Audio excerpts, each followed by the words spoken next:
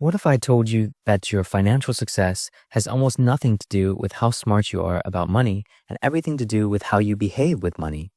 That's the core insight from Morgan Housel's The Psychology of Money, one of the most influential finance books ever written.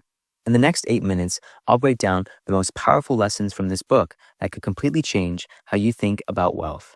And if you want my free guide on Ray Dalio's investment strategy, the only portfolio you'll ever need, stick around to the end. Lesson 1. Wealth versus income. Here's something that'll blow your mind. Wealth and income are completely different things, but most people confuse them every single day. Income is what you earn. Wealth is what you keep. Think about it. You probably know someone who makes six figures but lives paycheck to paycheck. And maybe you know someone else who makes less but seems financially secure. The difference? The second person understands wealth. Housel tells the story of a janitor named Ronald Reed who accumulated $8 million by the time he died. Meanwhile, countless high-earning executives go bankrupt. The janitor understood that wealth is built by spending less than you earn and investing the difference consistently for decades. The key insight? You can't see wealth. You can see income. The nice car, the expensive clothes, the big house. But you can't see someone's investment account. This is why so many people optimize for appearing wealthy instead of actually being wealthy. Lesson 2. Time is your superpower. Warren Buffett is worth over $100 billion. But here's the crazy part. 99.5 billion of that came after his 50th birthday. Most of it came after his 65th birthday. This isn't because Buffett suddenly got smarter in his later years. It's because of compound interest. Compound interest is the eighth wonder of the world, but only if you give it time to work. Housel shows that earning decent returns for a long time beats earning amazing returns for a short time. Every single time. Here's a simple example. If you invest $300 per month starting at the age of 25 with a 7% annual return, you'll have over $1 million by age 65. If you wait until 35 to start, you'll have less than $500,000. That 10-year delay costs you $500,000. The lesson? Start investing now, even if it's small amounts. Time is more valuable than the perfect investment strategy. Lesson 3. Behavior beats brilliance. You don't need to be a genius to build wealth. In fact, being too smart about money can actually hurt you. Why? Because smart people often think they can outsmart the market, time the market, or find the perfect stock.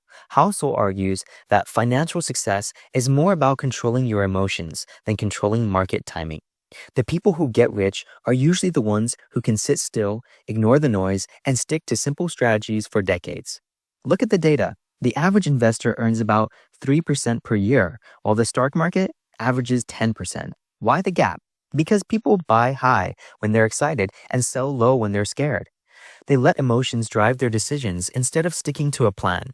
The most important financial skill isn't calculating returns or analyzing companies. It's the ability to sleep well at night during market crashes and not check your portfolio every day during bull markets.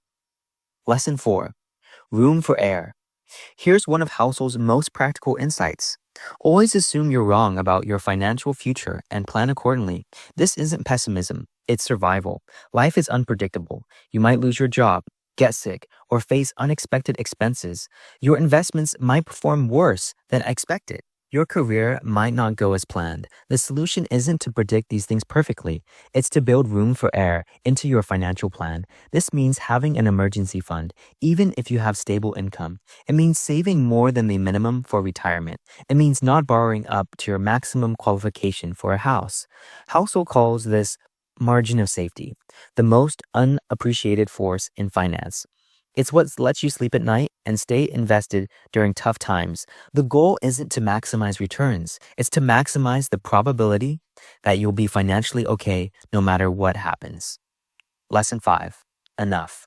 Perhaps the most powerful lesson in the entire book comes down to one word: enough. The hardest financial skill is knowing when to stop taking risks that might hurt you more than they help you. Bernie Madoff had hundreds of millions of dollars before he started his Ponzi scheme. He already had more money than he could spend in multiple lifetimes, but it wasn't enough. His need for more ultimately cost him everything. This happens to regular people too. They chase higher returns with riskier investments when they already have enough to meet their goals. They upgrade their lifestyle every time their income increases instead of saving the difference. The author argues that enough might be the most important concept in money. Enough to pay your bills, enough to save for retirement, enough to handle emergencies. Once you have enough, taking big risks to get more isn't brave. It's foolish. The question isn't, how can I make more money? It's, how much do I actually need to be happy and secure? Conclusion. These 5 lessons from the psychology of money can fundamentally change your relationship with money. Remember, wealth is what you keep, not what you earn. Time is your most powerful investing tool. Behavior beats brilliance. Always plan for things to go wrong and know when you've had enough. If you want to put these principles into action, grab my free guide on Ray Dalio's investment strategy, a simple portfolio that's perfect for long-term wealth building. The link is in the description. And if you want more book breakdowns like this, subscribe and hit the notification bell. The Psychology of Money in 60 Seconds. Lesson 1. Wealth is what you keep, not what you earn. That janitor with $8 million, he spent less than he made for decades. Lesson 2. Time beats everything. Warren Buffett made 99% of his wealth after age 50 thanks to compound interest. Start investing now, even small amounts. Lesson 3. Behavior beats brilliance. Don't try to outsmart the market. Just don't do stupid things. The average investor earns 3%, while the market returns 10% because emotions drive bad decisions. Lesson 4. Always plan for disaster. Have emergency funds, save more than the minimum, never max out your borrowing. Room for error keeps you in the game. Lesson 5. Know when you've had enough. More money won't make you happier once your needs are met. Taking big risks when you already have enough isn't brave, it's foolish. Bottom line?